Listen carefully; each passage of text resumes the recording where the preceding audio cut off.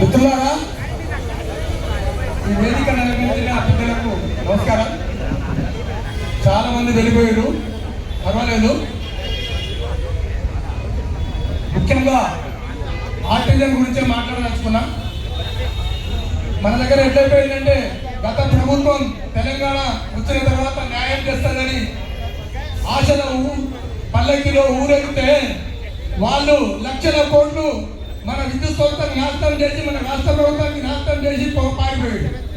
సరే, ఈ ప్రభుత్వం వచ్చింది. ఈ ప్రభుత్వం అన్న ఈ 3 ఏళ్ల నుంచి ఏమైనా చేస్తారంటే ఎక్కడి గొంగడు అక్కడనే ఉంది. ఇక డిప్యూటీ సీఎం గారికి అందరం కలిసినాం. ఎన్నిసార్లు ప్రాధాన్యపడ్డా ఎందుకు మన ఐదు పెట్టారు సార్, అన్నీ చేస్తారంటారు. కానీ మరి ఏం చేస్తుందో ఏవో భగవంతుడు కనుక ఆ భూతానికి కనుక టీఆర్సీ కమిటీ అటే ఉన్నది, ఆర్టిజన్ సమస్యలు అక్కడ ఉన్నాయి. ఇప్పుడు కొత్త సమస్య ప్రైవేటీకరణ.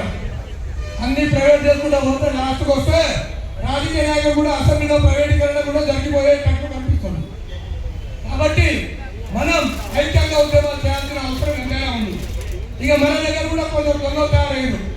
ఒకడు ఆ జేఏసీ అంటాడు, ఒకటి ఈ జేఏసీ అంటాడు. ఈ జేఏసీ అనుకుంటా ఇంట్లో కూర్చున్నారు. అయిపోయారు. అరే పోతే పెద్దల దగ్గర పోయినప్పుడు ఏం మాట్లాడారో తెలియని విధవులు కూడా తయారైపోయాయి. ఇక చెప్తారేమో కోపాలు వస్తాయి. అరే అందరం కలిసి ఇంత పెద్ద పవర్ స్టేషన్ ఇవాళ వేల మంది మొత్తం విద్యుత్ ఈ నుంచి దిల్సు దగ్గర దాకా ట్రాఫిక్ జామ్ అయింది. కానీ మన పవర్ ఏంటో చూపించినాం. ఇవాళ ఇంత గతంలో కూడా చూపించినాం. కాబట్టి ఈ పవర్తోనే మనం హక్కులను సాధించడం జరుగుతుందని చెప్పి ఎన్నోసార్లు చెప్పినాం. 10 రోజుల సమ్మె చేసి కార్మికులు పాపం చిన్న స్థాయి కార్మికులు అన్యాయంగా అయిపోయింది. ఇప్పటిదాకా సరిగా వాళ్ళకు ఆ 10 రోజుల సాలరీ కూడా రాదు. ఇట్లా రకరకాల వచ్చారు ఉన్నాయి. అధికారుల దగ్గర పోయినప్పుడు ఏం మాట్లాడాలో తెలియని నాయకులు ఉన్నారు. వాళ్ళు పోయి మేము సాధిస్తామని ఇక బోర్లో పడుతున్నారు.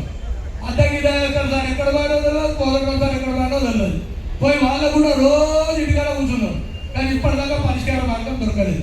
ఇక వస్తున్నది ఆర్డర్, ఇక వస్తుందని ఏప్రిల్ 17వ తారీఖు నుంచి ఇవాళ మే 18వ తారీఖు వచ్చేసి 19వ తారీఖు నాడు మనం ధర్నా పెట్టుకున్నాం. కాబట్టి దయచేసి నేను అందరికీ ఒకటే చెప్తా ఉన్నా, ఇక్కడ ఆర్టిజన్ ఉంది కాదు, అన్ని కార్మికులు కానీ, మీటర్ కానీ, ఇంజనీర్లు కానీ, అకౌంట్ కానీ, ఓఎంఎం కానీ అందరు సమానమే. మన కులం ఒకటే, విద్యుత్ సంస్థ ఒకటే కులం అనేది మొదటి నుంచి చెప్తున్నా.